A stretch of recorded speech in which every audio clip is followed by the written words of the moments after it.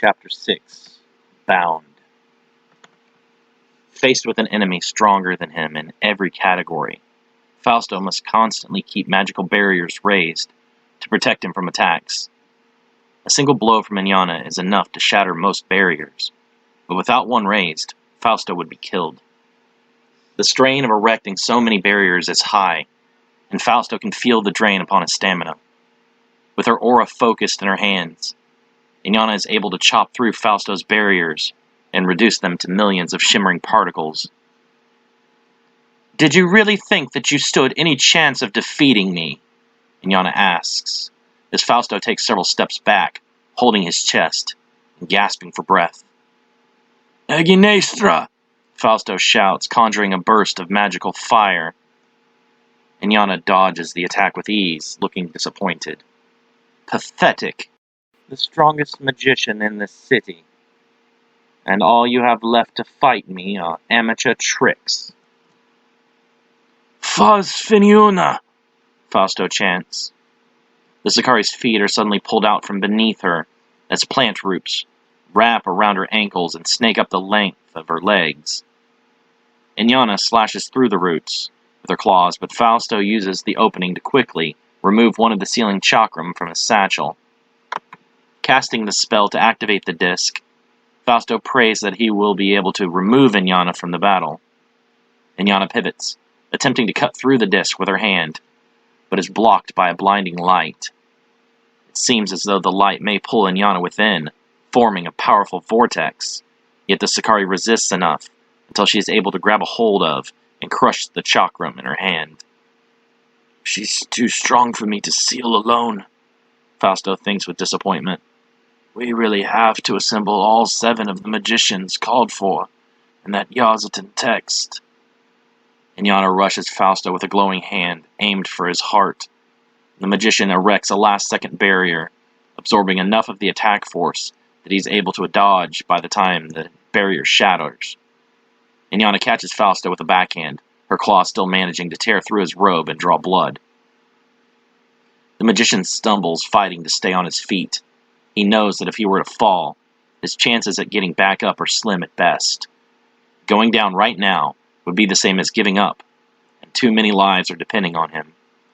Fausto must keep Inyana busy until Hui and Yamura are dealt with. Inyana walks towards Fausto, easily swatting aside his barriers as if they were nothing. The man continues to retreat, raising magical barriers to try and minimize the damage Inyana could inflict at any moment. Fausto attempts to trip up the Sakari as she advances, by transforming the ground beneath her into mud. Inyana frowns, sinking to her knees in the thick brown sludge. "Aginestra!" Fausto shouts, using fire to bake the mud and harden it. Inyana breaks free of the earthen prison easily. "Such simple tricks will not stop me." "That may be true, but it did distract you a bit," Fausto replies. "Binde stroka!" Ismail shouts from behind, causing an invisible thread connected from his finger to Inyana's foot to become visible. The magician kneels, forcing Inyana to do the same. "What is this?" Inyana shouts, unable to stand. "I have bound your will to my life force. So long as we are bound, every physical action that I take, so shall you. You shall take no more lives, demon," Ismail says, his voice deepened, and has provided counsel for many kings and queens. His eyes have seen terrible days, while also witnessing the greater triumphs of humanity. He cannot find it within himself to stand by idly, while Enkidu and the other villagers battle the Sakari alone. "Another magician," Inyana says with a grin, holding out her hands and focusing her energy so that 2 small violet orbs appear in her palms. "Do you truly think that your skills are enough to face me? Not only am I a queen, I am also a high priestess and a master of the arcane arts. Alone, my skills may not be enough," Ismail says as Fausto stands beside him. "I am not alone, however." Inyana grinds her teeth in anger, still fighting against the spell, but unable to move. Ismail puts his hands together as if in prayer. You will kill no more, demon. I shall keep you here as long as necessary. Simeon runs up to his master, the blood of numerous Sicarii splattered across his front. Master, how may I help? Keep any of her allies away from us. If we are distracted, she may be able to break free. Hearing this, Inyana begins to shout for aid. All units, stop what you are doing and come to your queen immediately. Dozens of Sicarii soldiers cease their battles with Gataltakut villagers and the horsemen of Muria and Jericho, and seek out Inyana's location. As the Sicarii approach, Fausto tries to hold them off with pulses of magical energy, but is too weak to do little more than cause the soldiers to stumble. Simeon draws a long dagger from his hip and rushes at the Sicarii, slashing through the throat of one before burying the weapon deep into the chest of another. Unable to pull his dagger free, Simeon relinquishes it and leaps back to avoid another Sicarii's sword slash. Two soldiers move on the youth, but Simeon manages to duck their grasp, kicking the shin of the nearest Sicarii and grabbing his arm and torquing him into a throw into another soldier. More Sicarii rush Simeon, but Fausto causes their line to fall for a moment with a pulse of magical energy. Ismail tries not to concern himself with the threat of the approaching Sicarii, but the sounds of struggling make it difficult to ignore. Your friends will soon fall, leaving you defenseless, Inyana grins. Simeon shouts out in pain, a Sicarii biting his shoulder. The Sicarii's fangs seep deep into his flesh, forcing him to a knee. The other soldiers crowd in, ready to rip the youth apart, but Fausto is able to pull the biter off of Simeon and drag the apprentice behind him. The Sicarii close in on them, fueled now by the fresh scent of blood in the air. Ismail stands, causing Inyana to do as well. If we cannot keep your soldiers away, I shall use you to remove their threat. Damn you! Inyana growls as Ismail manifests a sword of energy and condenses it into a physical form. The Sicarii queen is forced to repeat this action. I will flay you and allow my soldiers to feast upon your still beating heart. Ismail joins the battle, cutting down several surprised Sicarii soldiers. The Sicarii do not know how to react, seeing their leader coming at them with a sword. Together, Ismail and Inyana fell all of the Sicarii who answered the queen's call for aid. Ismail wipes the sweat off his brow and dismisses the sword back into his aura. Inyana notices that while she is compelled to dismiss her sword, she does not have to wipe the sweat from her forehead. She contemplates the small detail with interest. Inyana tests her restrictions, now able to wriggle her fingers slightly. As I figured, he does not have the power to keep me bound indefinitely, Inyana thinks. As soon as I am able, I shall break free of this spell and rip out his tongue, so that he is unable to perform any more incantations. While their leader is out of play, now would be the perfect time to close the portal and send these demons back whence they came, Ismail says, straining to keep Inyana bound to his will. We still lack the required number to perform the spell. The Yazata specifically called for 7 magicians, while we are only 4 and an apprentice, Fausto replies. I can do whatever is required, even if I must give my life, Simeon says, holding a hand firmly upon his shoulder to slow the bleeding from the Sicarii bite he suffered earlier. Your bravery and dedication are admirable, but such a cost shall not be necessary, Fausto says with a smile. So long as we get enough casters to perform the spell, we shall not have to sacrifice our lives meaninglessly. I disagree, Inyana says, swiping her hand down to grab the thread attached to her foot. Before Ismail can react, Inyana pulls him close and drives the claws of her free hand straight through his gut. Ismail coughs up blood, going pale. Master! Simeon screams, running towards them. Stop! Fausto shouts, trying to grab the youth's arm. Simeon swats Fausto's hand aside and dives into Inyana with a hard tackle that catches the Sicarii by surprise. Inyana rolls Simeon over, monkey kicking him backwards. During the brief distraction, Fausto is able to pull Ismail aside and begin administering life-saving, healing magic. Angered, Inyana hits Fausto with a pulse of violet-colored energy. The elder magician is sent crashing against a tree where he slumps to the ground motionless. Simeon is back on his feet, and Iana turns, hand outstretched. "Your turn, boy," she growls, violet energy collecting into an orb in her palm. Ismail shouts in protest, unable to lift a finger to stop her as Iana hits Simeon in the chest with an energy blast.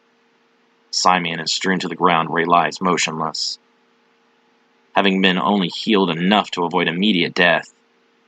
Ismail remains in grave danger. "The window of opportunity against me has now closed," Iana grins. Ismail slowly stands, grimacing with pain. His wounds are no longer lethal, but they still cause him great pain. Fausto, too, begins to stir to his feet. Iana's eyes widen in surprise. She did not expect the magicians to recover so quickly. Both Ismail and Fausto cast a spell of binding chains. The spells combine, and the chains wrap together to form a massive iron serpent that speeds at the Sicarii. Iana leaps into the air and throws both arms downward, hurling 2 energy orbs at the binding serpent. The serpent dodges and wraps her wrists and waist, causing her to plummet to the ground. As she struggles, the serpent bites into her neck to seal the spell. Iana feels her strength being drained and cannot react after becoming magically paralyzed. "I did not come to this world to be imprisoned by a bunch of monkeys. I refuse to be defeated by you," Iana screams, ripping her arms apart and causing the binding spell to explode into millions of particles of light. Her chest heaves and blood runs down her neck. She squints to see, realizing that over a quarter of her energy has been drained. "Aginestra!" Fausto chants, trying to catch the winded Sicarii on fire. Iana hops to the side, her left arm, and the ground near her bursting into flames. She quickly puts out the fire on her arm, leaving a black singe over her light purple-colored flesh. "Eberwerfen!" Ismail chants, sinking Iana's feet into the ground by transforming it into mud. As she is stunned, Fausto unleashes another Aginestra fire spell. Iana screams in pain as the lighter fabric of her armor burns away first, followed by portions of her hair and exposed skin. She manages to pull herself from the mud and roll in it, putting out the rest of the flames. Only the metallic and leather portions of her clothing remain. Her hair is blackened and uneven. Several large blisters already begin to materialize on her arms, thighs, and face. "How dare you defile me!" Iana screams. "Aginestra!" Fausto shouts, unleashing a fireball at the Sicarii. Iana pivots, dispelling the blast with a palm-released energy blast. Ismail chants to her side, summoning tree roots to wrap around Iana's legs. The Sicarii shouts in surprise, her face slammed to the earth. Iana contorts herself to target the roots as they tighten, destroying them with Aginestra flames.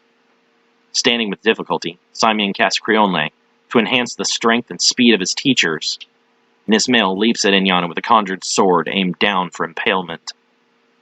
The teen's chest heaves up and down rapidly, and he squints, barely remaining conscious. "Garuda Nostra!" Iana screams, throwing a hand up to knock Ismail back with magical wind. Ismail throws his weight back into a flip to land on his feet, and immediately rushes back towards his foe. Iana sends her wind against the earth, propelling herself high into the air. "What is going on?" Iana thinks, trying to collect herself. "How is that old man able to move so quickly? He was at death's door only moments ago."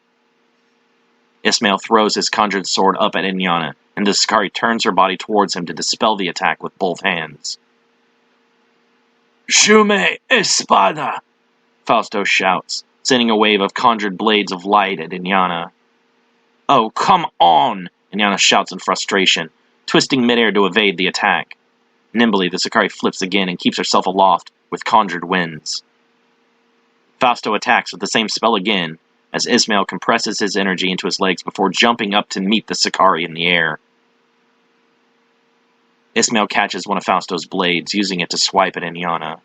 The queen winces in pain, unable to move quickly enough to fully dodge. Blood runs down her arm, and she notices Simeon is still chanting as he looks up at them. "He is draining my speed while boosting that of his companion." Iana throws a hand down at Simeon. Ismail continues to attack, and Inyana is forced to fire her blast at him instead. Ismail blocked with the conjured blade, but it distracts him just long enough for her to fire upon Simeon. The young man's eyes widen in terror as the fiery blast streaks towards him. Fausto quickly chants, visualizing the Yazatan's symbols for water and air, to block the fiery blast with a rapidly spinning orb of water. Both spells are reduced to steam, and Inyana drops to the ground, chest rising and falling rapidly. "Damned apes!" Inyana growls, catching her breath. Ismail also lands, much worse for wear as the Creonle spell boost wears off, and he once again feels his age and the pain of numerous injuries. Grand General Hui cuts his way through villagers with ease, making his way towards the rear gate, where the Zakari forces try to hold their last line. The villagers are supported by the horsemen of Jericho, and many people are able to slip past them. A man with a crude two-handed trowel rushes Hui, but the Zakari cuts both the man and his weapon down the center with a single sword swing. Another tries to attack from behind, but Hui is too fast, sending the man reeling back with a slash from forehead to groin. Lascaux sees the villagers being felled by the Zakari with little effort, and quickly summons his bow and a row of 8 light arrows. Hui pivots, slashing through the arrows as they approach and dispersing their energy. "One of the human mages," Hui grinned, stretching out his sword arm. "Killing you will turn the tide back in our favor."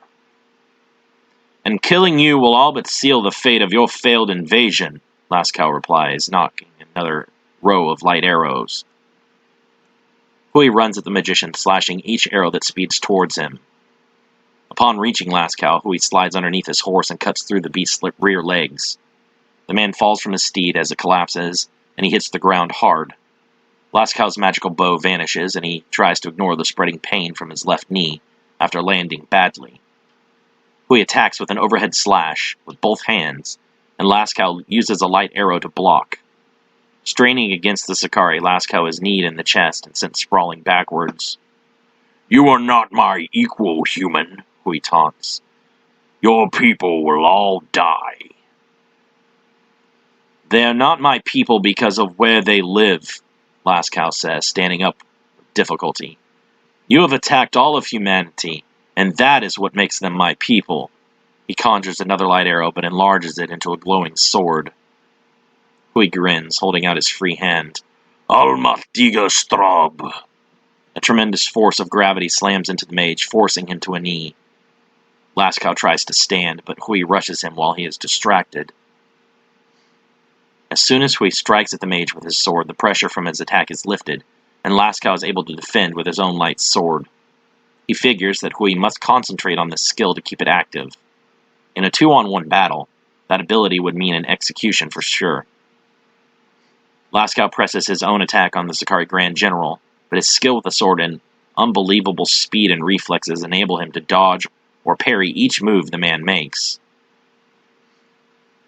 Each time Lascaux manages to even contemplate casting a spell, Hui nearly takes his head. In a battle this intense, slowing down to perform magic is impractical. Someone like Hui, who has fought countless battles over hundreds of years, does not have to think while fighting.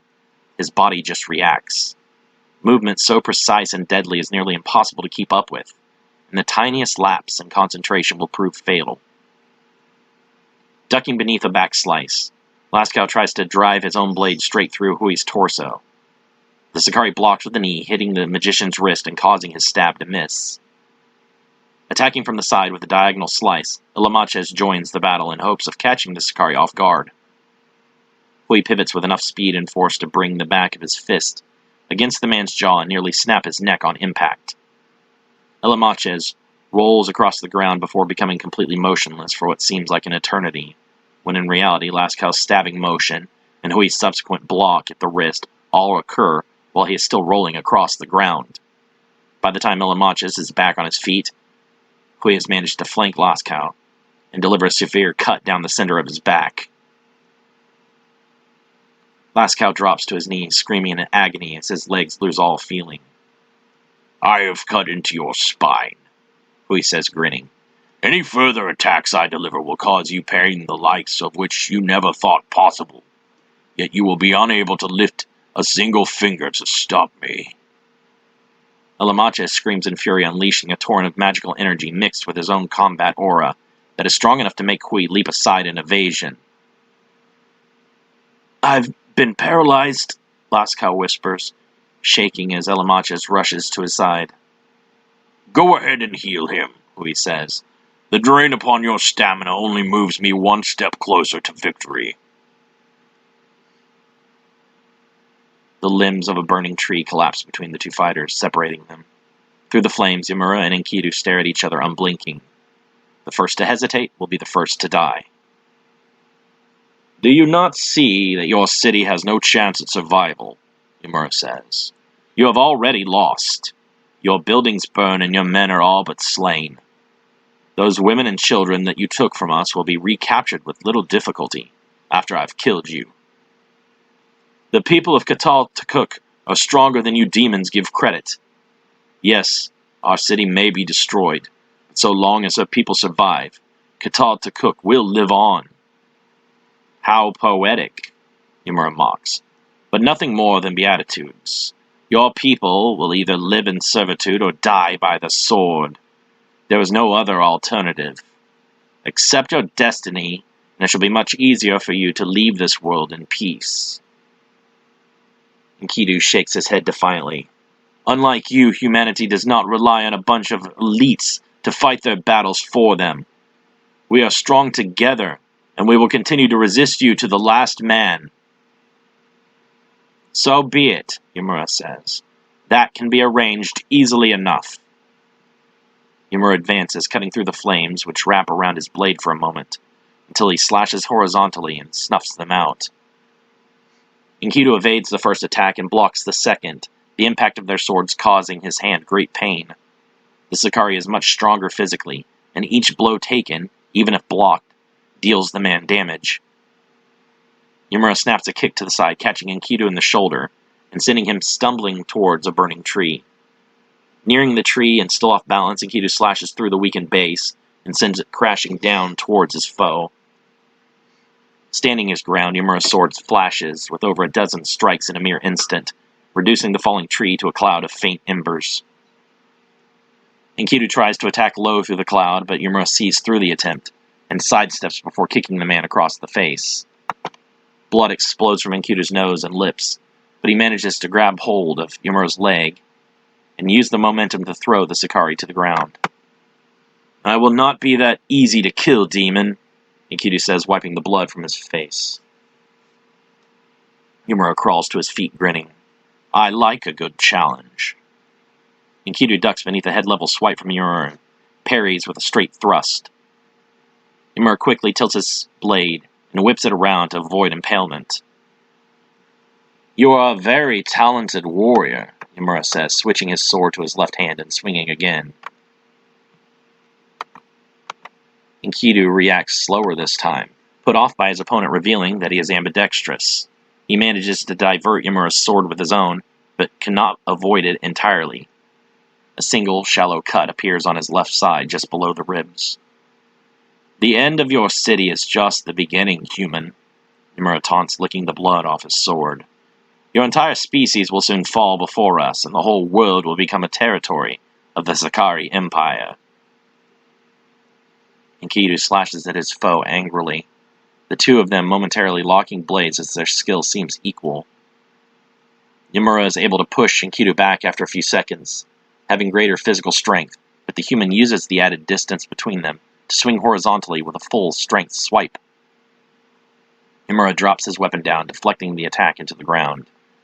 The Sakari quickly snaps a kick upward, catching Enkidu in the face and sending him reeling back. Yamura pursues, slashing wildly at the stunned man.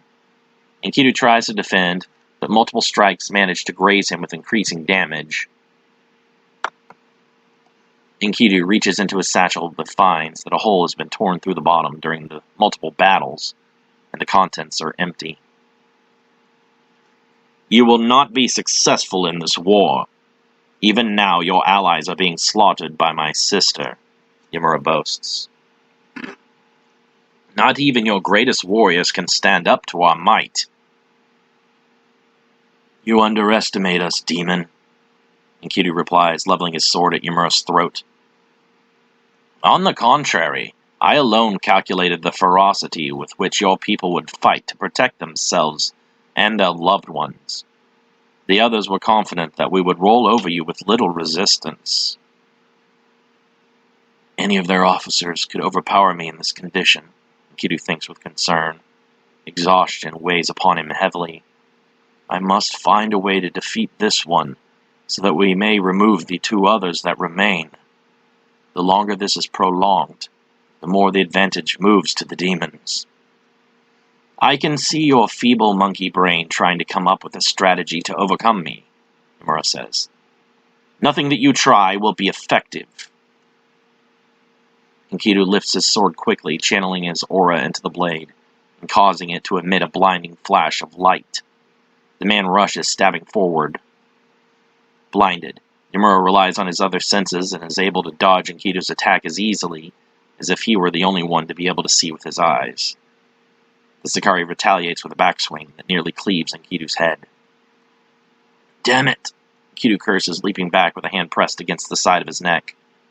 Blood oozes from between the warrior's fingers from the nearly lethal blow. Perhaps you wish to attempt the technique that you used to kill Captain Rivius, Yamura grins, revealing his dagger-like fangs. In regards to intelligence collection, our scouting expedition was extremely successful.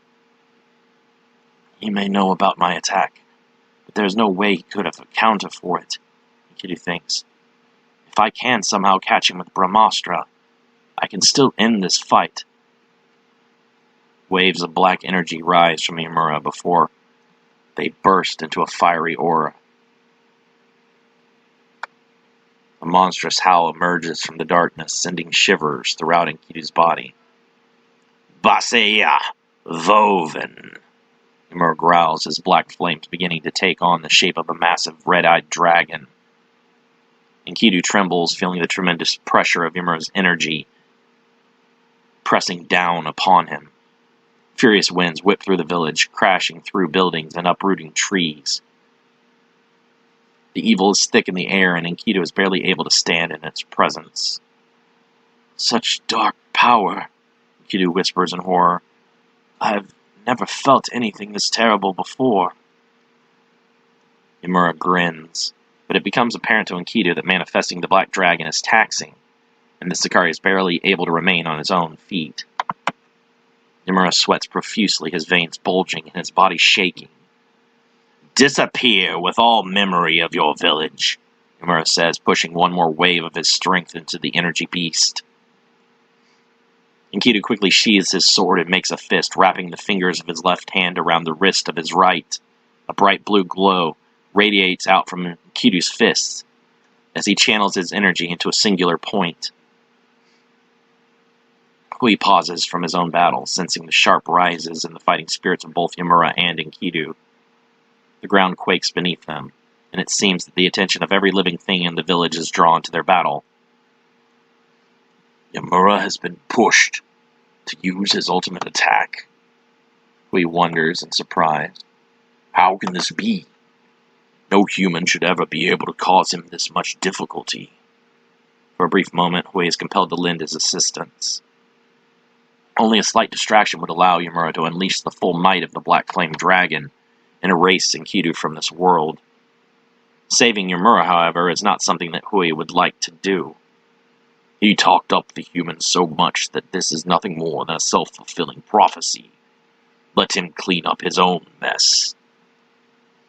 Hui returns his attention to the battle around him, cutting down a horseman before being pushed back into a prolonged sword fight against Lascaux and Alamaches. Lightning flashes across the sky, leaping from the black dragon's wings. The energy beast roars, causing the earth to peel up below. Enkidu stands his ground against the horror, focused only on his own technique. Yamura unleashes his attack, sending the black dragon down to consume Enkidu. Brahmastra! Enkidu screams, punching the energy beast with his focused aura. A massive explosion of energy ensues, smothering the village in a blinding light. As the energy subsides, both Yamura and Enkidu remain standing, with obvious signs of feedback damage. It seems that our battle will not be settled by our ultimate attacks, Imra says, chest heaving. Enkidu again draws Tiavon from its sheath. The victor will be decided by which of our wills is the strongest. I did not come this far to be killed by you. We have a job, and we must see it through to the end.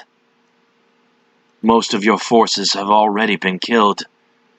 Even if you do manage to take this city, you do not have great enough numbers to overcome Levant or Jericho. Enkidu rushes in, slashing diagonally several times. Ymir hops back, blocking with his own sword and meeting his advance blow for blow. Enkidu's training has prepared him to face otherworldly threats. Hoyles chose him years before as a young teenager to become his pupil and protect his fellow man. He had been told that his great-grandfather was a proud Seraphim warrior who had participated in the sealing of the fallen Seraphim, General Sataniel, and the initial creation of the barrier separating Averno and the human world. With Seraphim blood in his veins, it was his destiny to become a strong warrior and save many lives. Enkidu's determination increases, thinking of the villagers who are in danger if he fails. Ymir is forced back, much to his own disbelief, as Enkidu's attacks become quicker and more powerful. Suddenly, Enkidu's next blow breaks Ymir's sword in two. "This is impossible," Ymir whispers, holding only half of a sword. Inyana leaps over an Agonistra blast from Fausto and immediately hits him in the chest with a blast of her own. Ismail tries to grab her with more conjured roots, but the Zakari acrobatically evades each of them before consuming the entire attack in flames. Fausto is back on his feet, blocking Inyana's path with a conjured stone wall. Inyana's shoulder slams into the wall as she is unable to redirect her momentum in time. Ismail attacks from behind, hitting Inyana with conjured roots wrapped around each other into a fist. The fist in Inyana burst through the stone wall, collapsing in a heap of rubble. The roots untangle, wrapping around the Zakari and pinning her arms to her sides. "You cannot hold me!" Inyana screams. "None of you monkeys deserve to breathe the same air as me!" She rips free of the roots and hits both of the magicians with quick bursts of magical energy. How can she still be so powerful after all this time? Ismail wonders, picking himself off the ground with difficulty. He thinks back at all the damage she has received and energy she has expended, fighting not only them, but also El Maches and Lascaux. "Aginestra! Ahura!" Fausto shouts, hitting Inyana with a wall of magical fire. The Zakari cuts through his attack with wind magic, lunging with a hard right. The blow connects solidly, sending the elderly magician crashing to the ground, where he lies motionless. Inyana steps on his chest, encircling her hands with rapidly spinning winds that form into blades. "Enezamasra!" Ismail shouts, flooding Inyana with bolts of electric energy and knocking her off of his companion. "You damned pest!" Inyana growls, crawling to her feet. "I will make you pay dearly for that!" "Your intention is already our deaths, is it not?" Ismail asks, kneeling to help Fausto to his feet, as he begins to regain some semblance of consciousness. "I will make you suffer," Inyana replies, shaking with rage. "Death will not come easily. You will beg for me that release, but it shall not come until I decide so." "Can you continue?" Ismail whispers, ignoring Inyana's threats. Fausto nods, finally able to stand on his own without support. "I shall likely not ever forget this pain, but I will survive for now. She is absorbing all of our attacks and suffering from them little. There must be something we can do that will inflict more lasting damage. I fear that our duty will not be to defeat her, but rather stall for enough time, so that her generals can be felled by our comrades. Not even she will be able to stand against us united as one." Inyana conjures another wind scythe, growling with fury. "I am done playing games with you apes." Ice particles condense in the air around Inyana, forming a ring of crystalline diamonds. 10 diamonds manifest, representing her remaining stamina. When the crystals are gone, so shall Inyana's energy. The first crystal begins to crack, alerting the Sicarii that she does not have much time remaining to end this battle. Rushing the humans, Inyana curves her scythe so that the blade arcs upward towards Ismail's gut. Summoning the sword of a fallen soldier into his hand, the magician deflects the Sicarii's attack to the side. Inyana uses her momentum to propel over Ismail and hit him in the back with her scythe before grabbing him by the hair and driving both knees into the center of his back. Fausto moves to intercept, but Inyana kicks off Ismail's back into another flip before kicking the older magician in the chest. Inyana lunges forward, stabbing her scythe down through Ismail's right calf before charging up an orb of violet energy in her free hand. One of the ice crystals shatters completely before another begins to crack. Fausto shakes off the previous attack and attempts to slow Inyana's movements with conjured chains. The Sicarii pivots, firing the collected energy at the binding chains before slashing through a second wave of the spell with her scythe. Ismail reaches back, touching his leg and trying to pull free. His hand is covered in blood. The magician quickly scrawls a spell circle onto the ground. The spell activates with blood magic, dispersing the wind scythe and blasting Inyana high up into the air, where 3 of her ice crystals instantly shatter. Fausto summons a massive stone golem from the ground, the creature rising up to strike Inyana mid-air. The Sicarii corrects herself, meeting the golem's fist with her own. Rocks fly off in all directions as a sonic boom erupts from their impact. Fausto is sent flailing backwards, screaming as the golem explodes and returns upon its creator feedback damage. Inyana drops into a crouch, chest heaving. Another ice crystal begins to crack. Hui sidesteps Lascau's vertical slice, catching his back with a glancing backswing. The magician leaps away in fear and pain, blood droplets splattering to the ground like a light rain. Elamaches immediately advances, attempting to impale the Sicarii, but Hui turns with a furious slash that nearly cuts the man in two. Elamaches falls back, blood trailing from his cheek. Lascau summons his conjured bow, but Hui is too fast and cuts through the weapon with his sword and kicks the magician in the chest. "We're too slow," Lascau coughs, holding his chest in pain.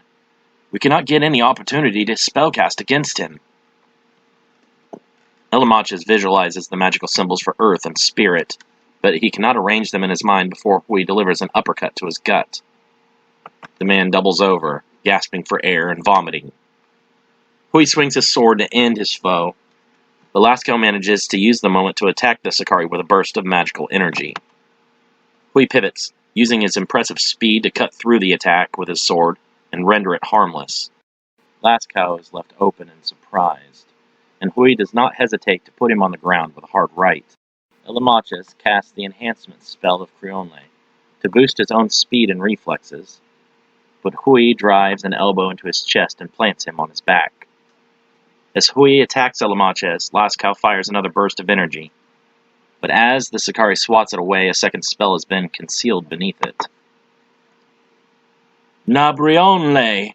Lascau shouts, casting a spell on Hui that lowers his speed reflexes and decreases recovery time by 20%. Elamaches grabs Hui from behind, suplexing him over his back. The Sicarii's head bounces off the ground and he feels as though he is going to throw up. Hui rolls the magician over and breaks his grip, scrambling back to his feet. "Haizanaru ust okos!" Lascau shouts, releasing a massive light arrow to finish off Hui as soon as he turns. The Sicarii isn't used to being slowed down and he panics, flaring out his energy to hold the attack at bay rather than attempt to dodge. The light arrow impacts Hui's aura, and a violent explosion ensues that knocks both fighters to the ground. Elamaches rushes with a sword, hoping to stab Hui while he is downed. Hui manages to throw a leg up and kick Elamaches in the face, before rolling to his feet and pivoting with a roundhouse. Lascau intercepts, moving between them and blocking the second kick with a forearm. Hui is caught by surprise once more, allowing Lascau to deliver a straight jab to the solar plexus. Hui skids back several feet, gasping for air and clutching his chest. Slowing you down seems to be an adequate method of handling you, Lascow observes. Damn you, Hui growls, extending his claws. Rather than attack, the Sakari begins cutting into his own arm. Blood pours from the wound like a thick oil, and Hui quickly uses his foot to smear the liquid around himself in a circle. Vulnera, he growls, activating the blood magic and illuminating the circle. He knows how to remove status curses, Elamacha shouts in horror. Hui's speed and reflexes return to normal, and he grins with anticipation, searing his wound closed with focused energy. Even those of us whose gifts are more physical than magical must still learn a handful of abilities in order to not be completely outclassed against a mage. The Sakari rushes them in, striking Elamacha in the chest with a fist, before pivoting to kick Lascow across the face, all in the span of an instant. Removing curses, escaping under a shroud of darkness, simple healing, and elemental attacks are all things that one must learn to become an elite warrior. Lascow rolls to his feet and immediately unleashes a barrage of light arrows from his conjured bow. Hui swats each attack away with ease before grabbing the man by the throat. You had your chance to defeat me, but that moment has passed. Now this fight ends for you. Having picked up the sword of a fallen warrior, Ymura rushes Enkidu with reckless fury that he has never before expressed. Enkidu is able to block his attacks with Tiavan, and the two struggle against each other. Neither fighter breaks eye contact, trying to push the other back. Ymura screams, his black energy erupting outwards and giving him a slight advantage in strength. Enkidu is forced to a knee, and he in turn screams, standing erect and rising to push Ymura to a similar position. Human or not, you are the greatest adversary I have ever faced, Ymura says, struggling to hold his ground. As are you, Enkidu replies. But you have slaughtered too many innocents, and shed the blood of those I have sworn to protect. He becomes surrounded by a white glow and forces Ymura back down to a knee. I can never forgive you the crimes you have committed. Ymura's strength is overcome, and Enkidu's sword flashes across his chest. Armor peels away like the rind of an orange, and blood sprays outwards from the deep wound. It cannot be, Ymura whispers, collapsing to his face. Blood swells out around his motionless form. Enkidu can no longer feel the Sakari's life force. Enkidu sees Lascow and Elamacha as being made sport of by Hui, and runs off to their aid. Ymura stirs, using the unique ability of Seal Acelair to seal his wounds and save him from death. His energy restored by converting the lives of his victims into healing. Ymura stands back up.